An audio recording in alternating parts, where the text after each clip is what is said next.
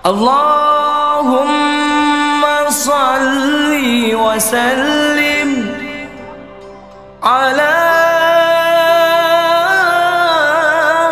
sayyidina Muhammadin. Assalamualaikum warahmatullahi wabarakatuh. Alhamdulillah wassalatu wassalamu ala Rasulillah Muhammad ibn Abdullah wa ala alihi wa sahbihi wa mawalah. Asyhadu an la ilaha illallah wahdahu la syarika lah wa asyhadu anna sayyidana wa nabiyyana Muhammad abduhu wa rasuluhu la nabiyya ba'dah. Allahumma salli wa sallim wa barik ala sayyidina Muhammad miftahi babi rahmatillah adada fi ilmillah salatu wa salaman daimaini bidawami mulkillah wa ala alihi wa sahbihi adada kulli darratin alfa marrah. فقال الله تعالى في القرآن الكريم بعد أعوذ بالله السميع العليم من الشيطان الرجيم قل إن كنتم تحبون الله فاتبعوني يحببكم الله ويغفر لكم ذنوبكم والله غفور رحيم. وقال النبي صلى الله عليه وسلم كل أمتي يدخلون الجنة إلا من أبى. قيل ومن يأبى يا رسول الله؟ قال من أطاعني دخل الجنة ومن عصاني فقد أبى. وقام قال النبي صلى الله عليه وسلم. Para jemaah yang dimuliakan oleh Allah Subhanahu wa taala. Allah Subhanahu wa taala adalah zat yang sangat mulia. Zat yang Maha menciptakan kita. Zat yang telah menciptakan para anbiya alaihi salatu wassalam. Allah Subhanahu wa taala ciptakan Nabi Muhammad sallallahu alaihi wasallam menjadi suri tauladan yang terbaik bagi seluruh manusia. Laqad kana lakum fi Rasulillahi uswatun hasanah. Telah ada pada diri Nabi Muhammad sallallahu alaihi wasallam contoh tauladan yang terbaik. Nabi Muhammad sallallahu alaihi wasallam diakui kehebatan beliau bukan hanya oleh orang yang beriman kepada beliau, tapi juga oleh orang kafir, yang mana Maker Hurt menulis satu buku 100 tokoh paling berpengaruh. Beliau meletakkan Nabi Muhammad sallallahu alaihi wasallam tokoh pertama yang paling berpengaruh di dunia. Artinya kehebatan Nabi Muhammad sallallahu alaihi wasallam, keagungan Nabi Muhammad sallallahu alaihi wasallam diakui oleh orang kafir. Apalagi kita orang yang beriman kepada Nabi Muhammad sallallahu alaihi wasallam. Sudah selayaknya kita untuk mengikuti jalan hidup Nabi Muhammad sallallahu alaihi wasallam. Pernah suatu ketika dalam majlis Nabi SAW sedang duduk dengan para sahabat menyampaikan tentang ilmu agama. Datang seorang Yahudi menjumpai Nabi SAW dan mengatakan, "Wahai Muhammad, jangan kau katakan imanku kepada Allah itu kecil. Mungkin imanku kepada Allah lebih besar pada imanmu. Tapi kalau untuk mengikuti engkau, aku tidak mahu." Maka Allah Subhanahu wa taala berfirman mengingatkan Yahudi tersebut dan mengingatkan kita semua umatnya hingga akhir zaman. Qul, katakanlah Muhammad kepada Yahudi tersebut dan juga kepada seluruh umatmu, in kuntum tuhibbunallah, jika engkau mencintai Allah, mengaku beriman kepada Allah Subhanahu wa taala, apa syarat diterimanya iman? Apa syarat diterimanya cinta pengakuan kita kepada Allah Subhanahu wa taala? Fattabi'uni, ikutilah engkau. Ikutilah Nabi Muhammad sallallahu alaihi wasallam.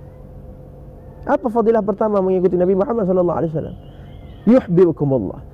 Fadilah pertama, orang yang mau menghidupkan sunnah Nabi Muhammad sallallahu alaihi wasallam, yang mau mengikuti jalan hidupnya Nabi Muhammad sallallahu alaihi wasallam, yang pertama adalah mereka akan mendapatkan kecintaan Allah Subhanahu wa taala. Allah akan mencintai mereka. Ketika Allah telah mencintai seorang hamba, Allah umumkan kepada malaikat Jibril, "Wahai Jibril, umumkan kepada seluruh malaikat bahwasanya aku mencintai si fulan." Maka seluruh malaikat pun mencintai si fulan. Dan Allah perintahkan kepada seluruh makhluk, "Wahai seluruh makhluk, cintai orang yang dicintai oleh Allah Subhanahu wa taala." Maka seluruh makhluk pun akan mencintai orang yang dicintai oleh Allah Subhanahu wa taala. Hewan-hewan di daratan, ikan-ikan di lautan akan istighfar kepada orang yang dicintai oleh Allah Subhanahu wa taala. Disebabkan karena apa? Karena mereka mengikuti sunnah Nabi Muhammad sallallahu alaihi wasallam. Fadilah yang kedua, wa yaghfir lakum dzunubakum. Dan Allah Subhanahu wa taala akan ampuni seluruh dosa-dosa kita dengan sebab kita mengikuti sunnah Nabi Muhammad sallallahu alaihi wasallam. Nabi sallallahu alaihi wasallam jelaskan dalam hadisnya yang mulia, "Kullu ummati yadkhuluna al-jannah illa man aba." Seluruh umatku akan masuk surga kecuali mereka yang enggan. Qila wa may ya'ba ya Rasulullah. Nabi SAW ditanya oleh sahabat, siapa mereka itu yang enggan ya Rasulullah? Qal man ata'ani dakhala al-jannah wa man 'asani faqad aba. Nabi SAW menjawab, orang yang mau mentaatiku, mereka lah orang yang mau masuk surga. Orang yang tidak mau mentaatiku, mereka lah orang yang enggan untuk masuk ke dalam surganya Allah Subhanahu wa taala. Sidang jamaah ini muliakan oleh Allah Subhanahu wa taala. Nabi SAW juga jelaskan, man ahya sunnati, siapa saja yang menghidupkan sunnahku, faqad ahabbani, mereka lah orang-orang yang mencintaiku. Wa man ahabbani kana ma'i fil jannah, dan siapa saja yang mencintaiku, mereka akan dikumpulkan oleh Allah Ta'ala bersamaku di dalam syurga. Apa saja daripada sunnah Nabi yang perlu kita ikuti dalam kehidupan kita sehari-hari yang mulia?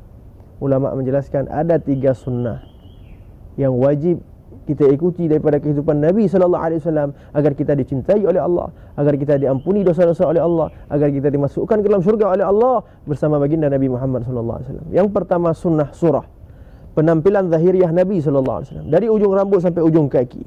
Ini disebutkan dalam kitab Syama'il Muhammadiyah Imam Tirmizi. Beliau mengumpulkan hadis-hadis yang berkaitan dengan sunnah surah Nabi SAW, penampilan zahiriah Nabi.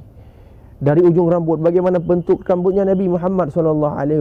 Beliau memiliki rambut yang sangat indah, tidak begitu lurus dan tidak begitu keriting. Rambutnya ikal, terbelah 2 sampai telinga.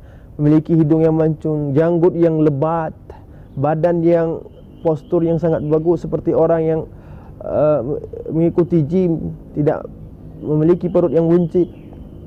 Beliau begitu tampan, kulitnya tidak terlalu putih dan tidak terlalu hitam, kemerah-merahan.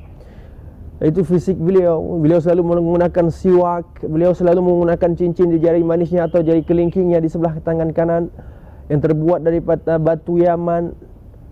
Cincinnya terbuat daripada perak. Kemudian beliau selalu memakai gamis putih, warna yang paling beliau cintai, memakai jubah di luarnya. Kemudian selalu memakai sorban. Beliau selalu tidak pernah meninggalkan rida, dan juga sunnah-sunnah yang lainnya yang diamalkan oleh Nabi Muhammad SAW. Kemudian sunnah sirah, perjalanan hidup Nabi SAW. Ada imaniyah, keyakinan Nabi SAW kepada Allah yang diajarkan kepada para sahabat.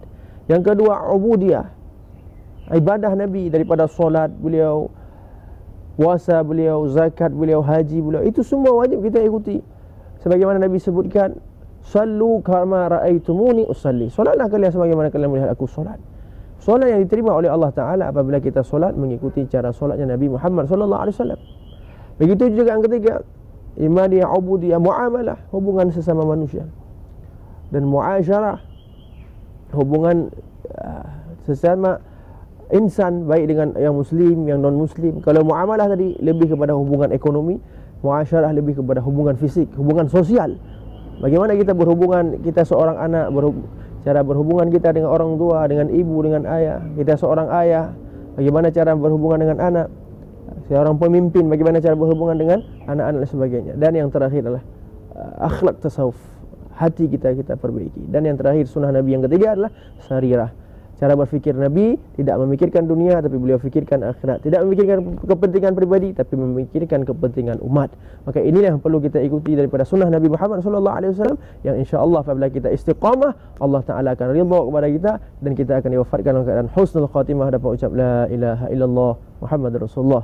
Demikian yang dapat saya sampaikan. Subhanallah wa bihamdihi, subhanakallah wa bihamdika, asyhadu an la ilaha illa anta, astaghfiruka wa atubu ilaik. Subhana rabbika rabbil izzati amma yasifun, salamun alal mursalin, walhamdulillahi rabbil alamin. Wabillahi taufiq wal hidayah. Wassalamualaikum warahmatullahi wabarakatuh.